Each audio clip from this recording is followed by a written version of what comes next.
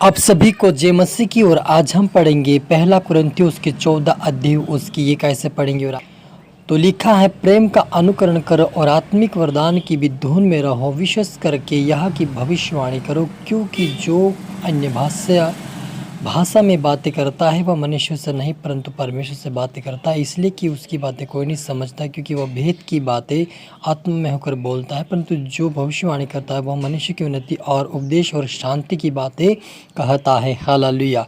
मिलकर प्रार्थना करें।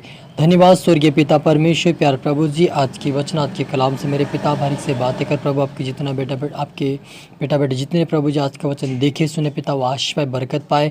आपके वचन अपने आपके मार्ग पर चलकर आपके नाम की महिमा करे, मदद सहायता कर। हर एक व्यक्ति आज का वचन सुनकर आत्मिक उन्नति में, प्रार्थना वचन में, वरदान में बढ़े प्रभु। आपकी महिमा करे, आपकी भक्ति आपकी आराधना करे, गवाह साक्षी दो, मदद सहायता कर। पवित्र आत्मा जी आप मेरे मुख से होकर बोले मदद सहायता कर। ये प्रार्थना दो यीशु के नाम से मांगते हैं, आमीन। तो मेरे जी जो हमने यहाँ पर पढ़ा पहला कुरिन्थियों के 14 अध्याय की ये कैसे पढ़ा कि प्रेम का अनुकरण करो और आत्मिक वरदानों की भी धुन में रहो, विशेष करके यह कि भविष्यवाणी करो, क्योंकि जो अन्य भाषा में बातें करता वो मनुष्य से नहीं परंतु परमेश्वर से बातें करता है, इसलिए कि उसकी बातें कोई नहीं समझता, क्योंकि वह भेद की बातें आत्मा में होकर बोलता है। परंतु जो भविष्यवाणी करता है वह मनुष्य की उन्नति और उपदेश और शांति की बातें कहता है। जो अन्य भाषा में बातें करता है वो अपनी ही उन्नति करता है, परंतु जो भविष्यवाणी करता है वो कलीसियाओं की उन्नति करता है। हालेलुया। मेरे अजीजों, यहाँ पर हमने मेन पॉइंट पढ़ा कि प्रेम का अनुकरण करो और दूसरा क्या है, आत्मिक वरदानों की धुन में रहो। मेरे अजीजों, यदि आपको वरदान चाहिए, अभिषेक चाहिए परमेश्वर का, दान वरदान अभिषेक चाहिए परमेश्वर का, तो आपको प्रेम करना होगा। जब आप एक दूसरे से प्रेम करेंगे, एक दूसरे को क्षमा करेंगे और आप आत्मिक वरदान के धुन में रहेंगे उसके साथ साथ, तो परमेश्वर आपको दान वरदान से भरेगा। क्योंकि यहाँ पर जो लिखा कि यदि कोई वरदानों की धुन में रहे, लेकिन विशेष करके कि वो भविष्यवाणी करे और अन्य भाषा में भी बातें करे। अगर जो भविष्यवाणी कर रहा है वो व्यक्ति कलीसिया की उन्नति करता है, लेकिन जो अन्य भाषा में बातें करता है वो परमेश्वर से बातें करता है और उसकी बातें कोई नहीं समझता है, लेकिन वो खुद की उन्नति करता है। तो हमें खुद की उन्नति करने के लिए भी परमेश्वर की अन्य भाषा आनी चाहिए और हमें दूसरों के भी लिए उन्नति और आशीष का कारण बनना है, क्योंकि वो परमेश्वर महान और विश्वास योग्य है, वो जीवित है, जहाँ पर मुझ में वास करने वाला परमेश्वर है। इसलिए अगर आपको दान वरदान चाहिए तो परमेश्वर का प्रेम का अनुकरण करें, एक दूसरे से प्रेम करें, एक दूसरे से मेल मिलाप रखें, ताकि परमेश्वर आपको उचित समय पर उठाए और आपके जीवन में वरदान अभिषेक आए। उस वरदान के द्वारा आप खुद की उन्नति और कलीसिया की उन्नति करें और आप परमेश्वर के राज्य के वारिस बने।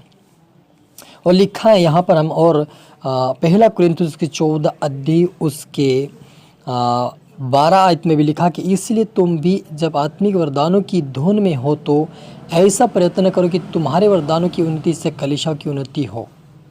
इस कारण जो अन्य भाषा बोले वह प्रार्थना करके उसका अनुवाद भी कर सके। इसलिए यदि मैं अन्य भाषा में प्रार्थना करूँ तो मेरी प्रार्थना करती हूँ परंतु मेरी बुद्धि काम नहीं देती। आत्मा प्रार्थना करती परंतु बुद्धि काम नहीं देती है। हालेलुया। यहाँ पर जो पौलुस कहता है प्रभु यीशु मसीह के वचन से कि आत्मिक वरदानों की यदि तुम धुन में हो तो ऐसा प्रयत्न करो कि वरदानों से कलीसिया की उन्नति हो जाए।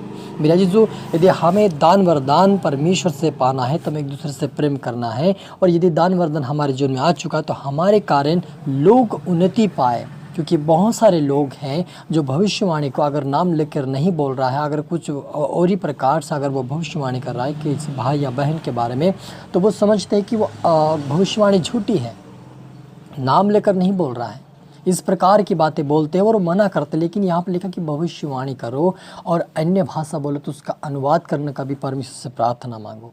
जब हम अन्य भाषा में प्रार्थना करते तो हमें खुद की उन्नति करते हैं और आत्मिकता में बढ़ते हैं, और जब हम परमेश्वर के दान वरदान से भरते तब हम भविष्यवाणी करते और कलीसिया की उन्नति होती। तो आप और मुझे भी यही परमेश्वर से प्रार्थना करें कि प्रभु मुझे ऐसा दान वरदान दे और मुझे प्रेम का अनुकरण करना सिखा, ताकि मेरे अंदर ऐसा दान वरदान आए कि मैं दूसरों के लिए और कलीसियाओं के लिए आशीष का कारण बन जाऊँ। जब हम कलीसियाओं के लिए आशीष का कारण बनेंगे तो आपकी यदि आप सेवकाई में होंगे तो आपकी सेवा का ग्रोथ परमेश्वर करेगा, लोगों को और भी परमेश्वर लाएगा और उन लोगों को बचाएगा जो पाप में ज़िंदगी में पीड़ाओं में, अंधकार में फंसे, बीमारी में फंसे, ऐसे लोगों को परमेश्वर आपके द्वारा उनको बचाएगा जब आप भविष्यवाणी करेंगे, जब आप अन्य भाषा में अपनी प्रार्थना को रखेंगे अपने जीवन में एक एकांत में, तो परमेश्वर आपको आत्मिकता में, प्रार्थना में, वचनों में मजबूत बनाएगा और अपने राज्य के वारिस बनाएगा।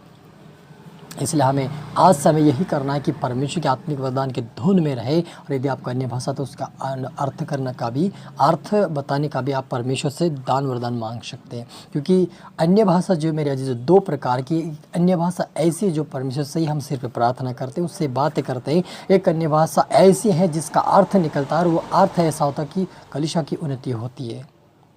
हालेलुया। 2 प्रकार की है। तो इसलिए आप और मुझे ये किसी को बोलने से मना ना करें, किसी को रोक टोक ना करें।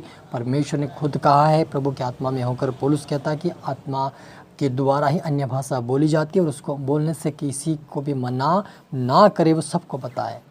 तो आज आप और मुझे ये दान वरदान अवश्य चाहिए। तो हमें एक दूसरे से प्रेम करना है, प्रेम का अनुकरण करें, तभी ये दान वरदान हमारे अंदर आएगा। और जब हम दान वरदान पालेंगे तो हमारे कारण लोग आशीष पाएंगे और उद्धार पाएंगे और खुदावन के राज्य के वारिस बनेंगे। क्योंकि प्रभु यही चाहता है कि हम दूसरों के लिए आशीष का कारण बने, उद्धार का कारण बने। क्योंकि आज बहुत सारे लोग ठोकर का कारण बन रहे, क्योंकि वे परमेश्वर के वचन को तोड़ फोड़ के कहीं ना कहीं इधर उधर करके वो बता रहे हैं और वे अपनी ही बुद्धि का इस्तेमाल करके वचनों को बताते हैं और वे अन्य भाषा बोलने से मना करते हैं, कोई भविष्यवाणी करने से मना करता है, कोई बोलता है कि नाम लेकर नहीं किया है, ऐसी भविष्यवाणी फालतू, ये ऐसे ही बोलता है। लेकिन जब हम बोलते हैं परमेश्वर की आत्मा में होकर, तो परमेश्वर उसे पूरा भी करता है।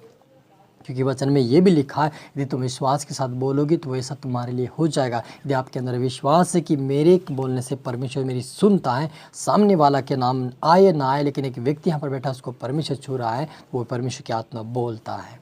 और आप इससे बोलना ना मना करें, लेकिन बोले और परमेश्वर के लोगों को आप बचाएं ताकि खुदावन के राज्य के वारिस बने। हालेलुया।